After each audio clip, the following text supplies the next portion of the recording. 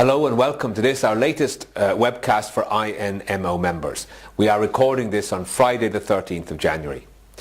As you will undoubtedly have heard, a large number of public servants, we estimate over 3,100 at the moment, have indicated their intention to retire on or before the 29th of February. We have now been informed that over 1,600 nurses and midwives have indicated their intention within that 3,100 figure. This, as I need not tell you, is a huge challenge in terms of maintaining safe practice and safe care in the front line in the face of such an unmanaged and uncontrolled exodus of expert nurses and midwives.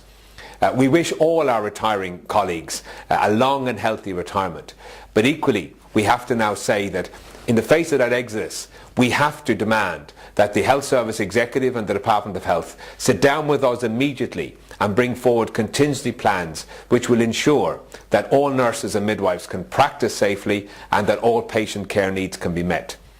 The 1,600 odd nurses and midwives that are intending to retire come from all areas of our service. Nurse managers, clinical nurse manager 2s, staff nurses, midwives, public health nurses, intellectual disability nurses. The entire gambit of the service will be affected by the imminent retirements.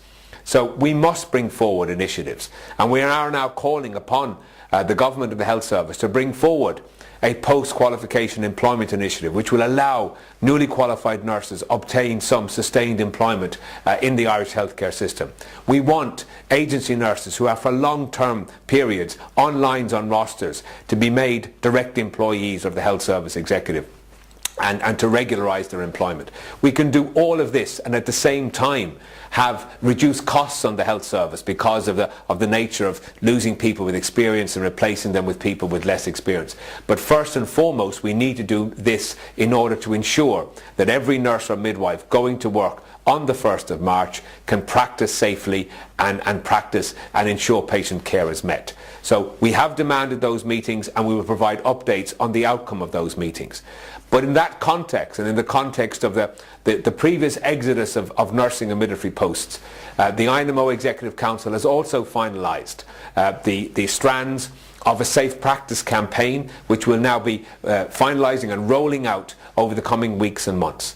The campaign will have a multifaceted approach involving web-based initiatives, instructions to members, workshops locally, workshops in our professional development centre, guidance notes being issued to every member. It will be multifaceted and it will, we hope, allow every member to realise that in the face of this very difficult clinical environment, in the face of this perfect storm, they have one guaranteed support, and that is the INMO.